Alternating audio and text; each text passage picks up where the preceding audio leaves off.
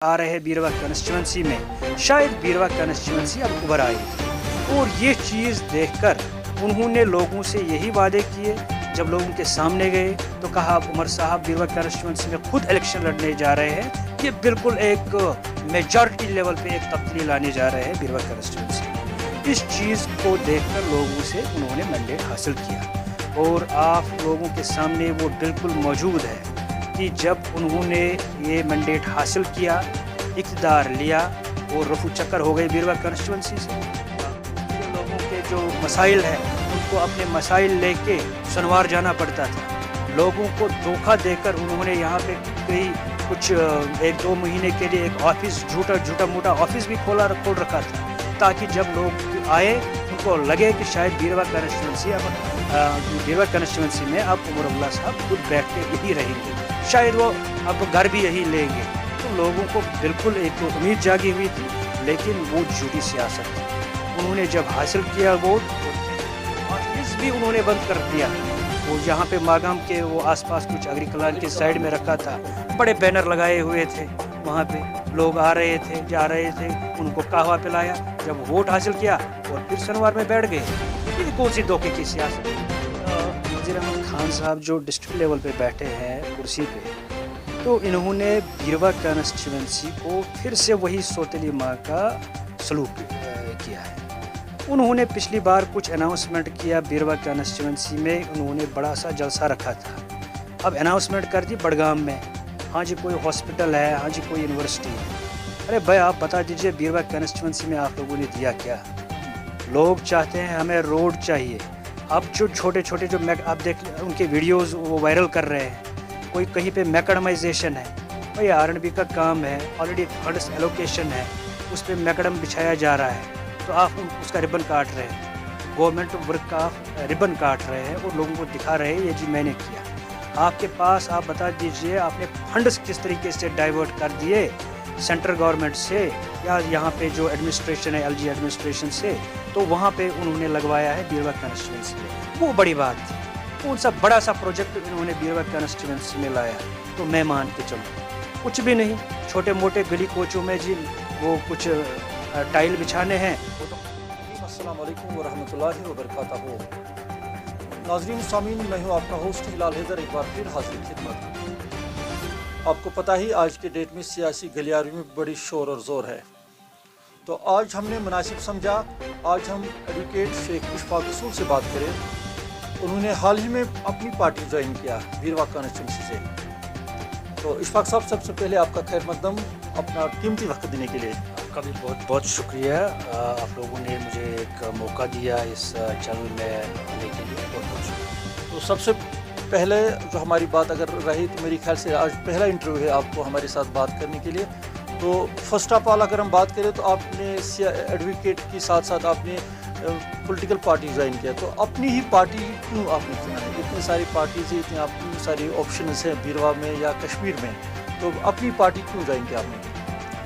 जी, पेशे से मैं एक एडवोकेट हूँ, वकील हूँ, और चूँकि मैं एक प्रोफेशनल काम करता हूँ, लोगों के साथ मेरा उठना बैठना रहता है जी। तो लोगों का जो मुश्किलात है, जो लोग आते हैं कोर्ट में, वो एक मखसूस किस्म के मुश्किलात लेके आते हैं कोर्ट में। अब देख लीजिए कि लोगों में अगर कोई मुश्किल होगा, कोई लैंड डिस्प्यूट है, कोई पुलिस का मामला है, तो वो यही मामले लेके कोर्ट में आते रहते हैं। लेकिन इन चीज़ों को डील करते करते मैंने देखा कि लोगों में बहुत सारे जो मुश्किलात हैं, जो मैं बतौर वकील मैं उनकी मदद नहीं कर पाता हूँ। और इस चीज़ को मद्देनज़र रखकर मैंने सोचा कि एक सियासी प्लेटफार्म ही एक जगह है जहाँ से मैं इन लोगों के मुश्किलात का अच्छी तरीके से इजाला कर सकूँ। और इस चीज़ को मद्देनज़र रखकर मैंने बहुत सारे जो सियासी पार्टीज़ है जम्मू कश्मीर में, इनका भी मैंने एक एनालिसिस किया, देख लिया कि इनमें जो है, आप देख लीजिए जम्मू और कश्मीर में जो जम्मू कश्मीर नेशनल कॉन्फ्रेंस है, और इसी तरीके से Jammu Kashmir Peoples Democratic Party है, और इसी तरीके से बाकी जो पार्टीज़ है, इनका मैंने बिल्कुल एक कहते हैं ना कि एक एनालिसिस किया मैंने। तो मैंने जब ट्रैक रिकॉर्ड देखा जम्मू कश्मीर नेशनल कॉन्फ्रेंस का, तो इनका मैंने देखा कि ये लोगों के सामने है, ये जो फैक्ट रिकॉर्ड है तो इनका जो दुखदही की सियासत रही है लोगों के साथ। इसी तरीके से पीडीपी की जो बारस में आई तो उन्होंने निशाना साधा नेशनल कॉन्फ्रेंस को और भारतीय जनता पार्टी को और लोगों से वोट बटोर कर लोगों से मैंडेट हासिल किया। और जब मैंडेट हासिल किया फिर लोगों के सामने जो वादे किए थे तो उन वादों पे वो बिल्कुल खड़े नहीं उतरे।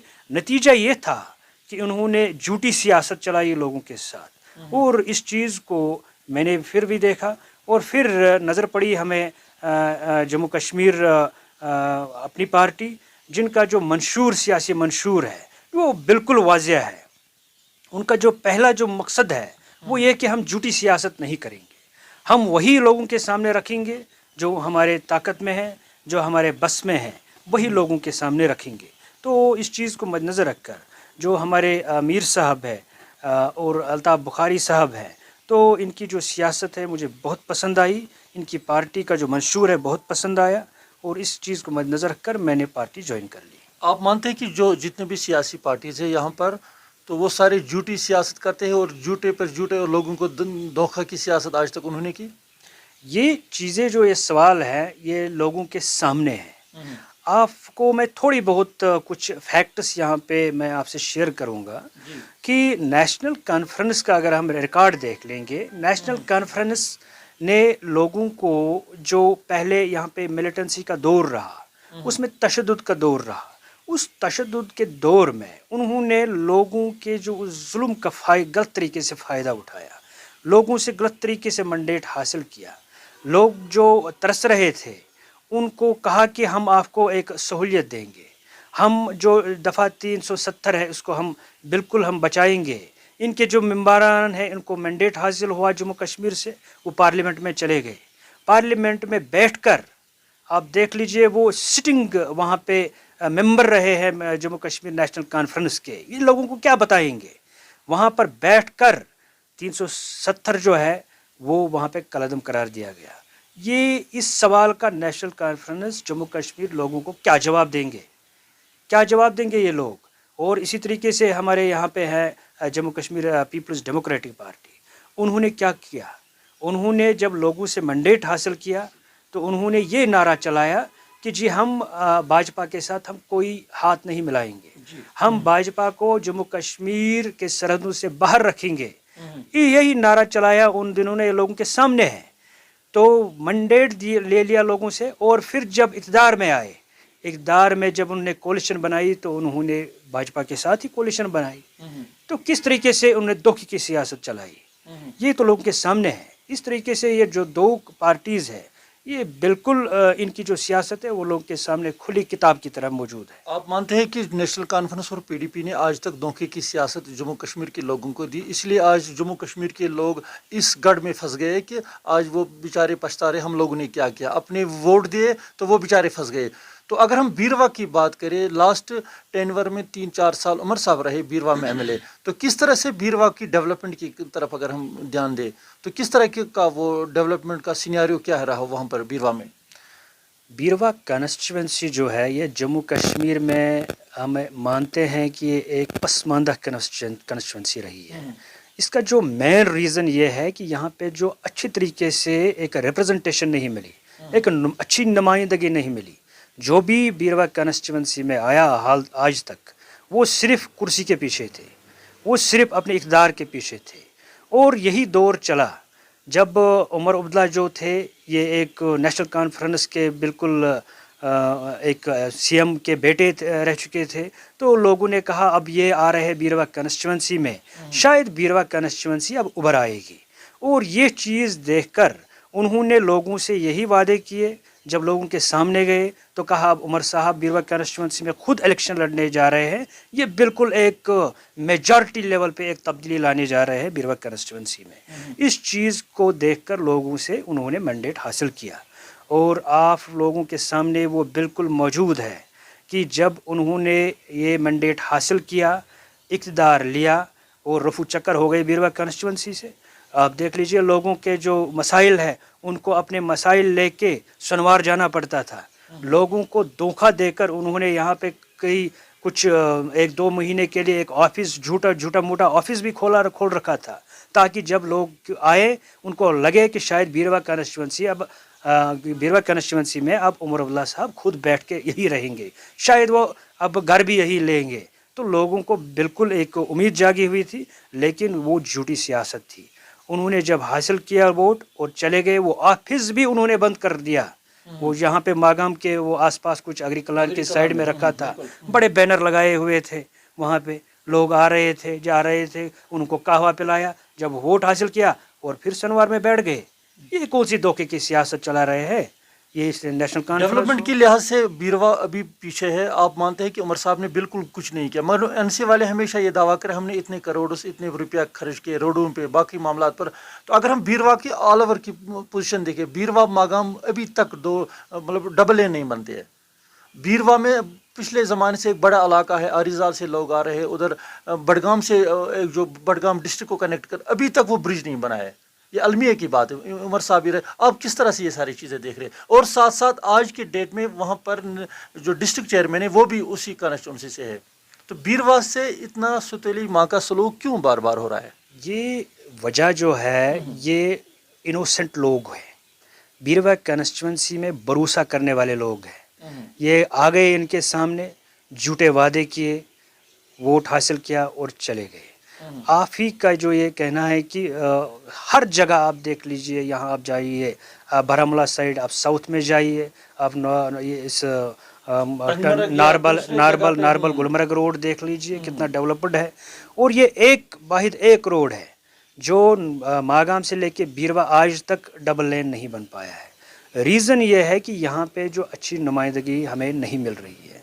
धोखे की सियासत चलाई इन लोगों ने, और लोग अब मैं ऊपर उम्मीद हूँ कि अब की बार लोग जाग चुके हैं, लोगों को बिल्कुल समझ आ चुका है कि ये धोखे की सियासत अब चलने वाली नहीं है। अब ये फिर से आएंगे। मैं देखना चाहूँगा ये जो नेशनल कॉन्फ्रेंस वाले हैं या पीडीपी वाले हैं, मैं देखूँगा इनका सियासी मंशूर क्या लेके आएंगे ये लोगों के सामने, किस तरीके से आर्टिकल 370 जो कलअदम करार दिया गया पार्लियामेंट में, उसका क्या जवाब देंगे बीरवा कंस्टिट्यूंसी में लेके उमर साहब।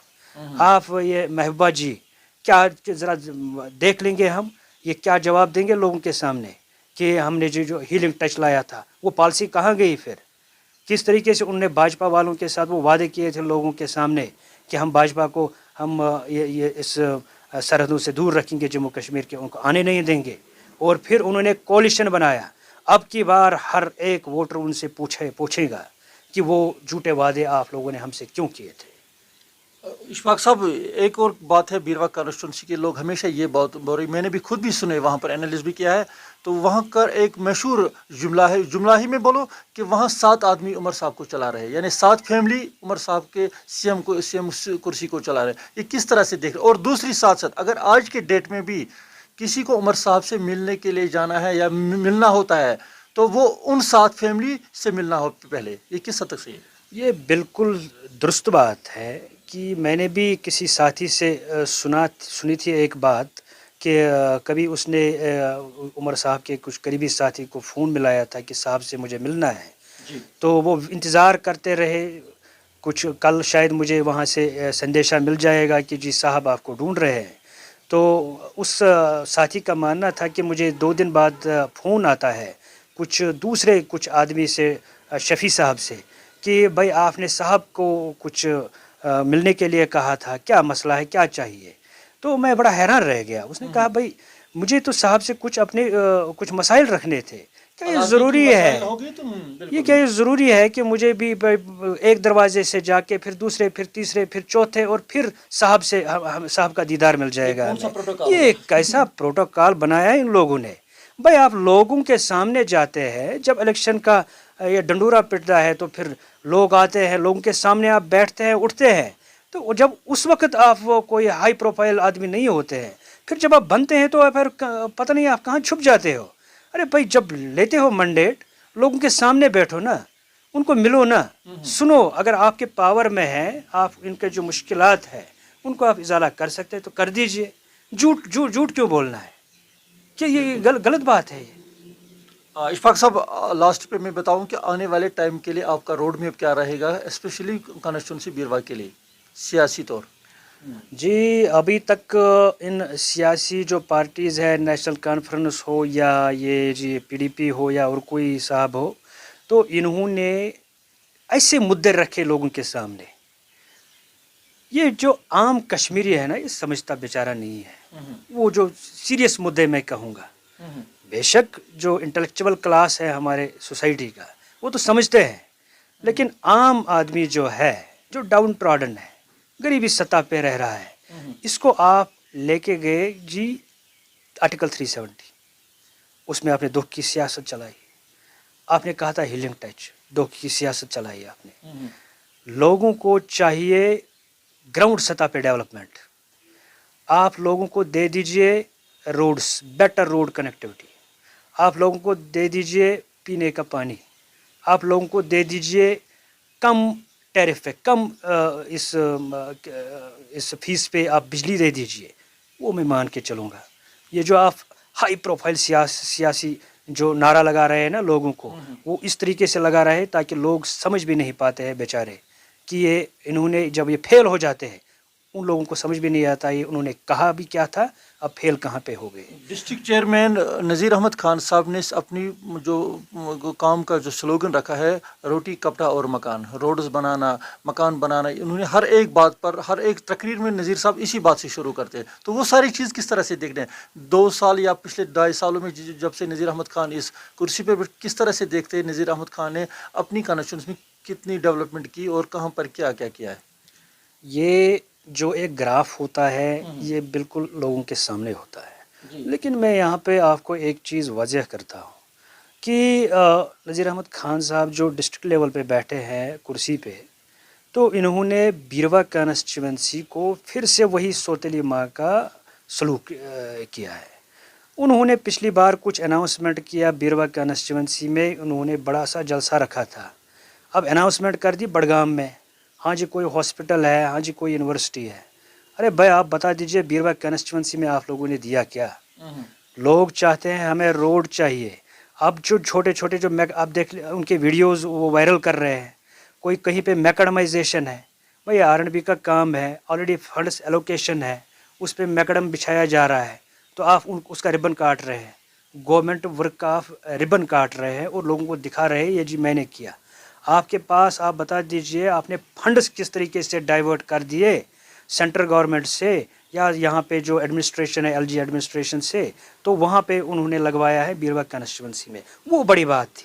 कौन सा बड़ा सा प्रोजेक्ट इन्होंने बीरवा कॉन्स्टिट्यूंसी में लाया, तो मैं मान के चलो कुछ भी नहीं, छोटे मोटे गली कोचों में जी वो कुछ टाइल बिछाने हैं, वो तो ऑलरेडी ब्लॉक वाले लगा रहे हैं, आप घर में बैठिए वो फिर भी लग जाएगा। आपके इस सियासी जो ये आप चला रहे हैं तो इससे कुछ नहीं है, कोई फ़र्क पड़ने वाली नहीं है, ना पड़ी है इन 4-5 सालों में। क्या किया है, क्या दिखाया इन्होंने, क्या किया लोगों की खातिर, इन्होंने कुछ भी नहीं। उन्होंने गवर्नर से वादा लिया है बीरवा में हम यहाँ पर क्लस्टर यूनिवर्सिटी का एक ब्रांच बनाएंगे और ग्रिड स्टेशन रटसुन में लगाएंगे। तो अभी वो आने वाले टाइम में शायद नज़ीर अहमद खान ने मेरे एक इंटरव्यू में भी ये बोला कि शायद आने वाले टाइम में, तो ये सारी चीज़ें वक्त पर ही बताएंगे।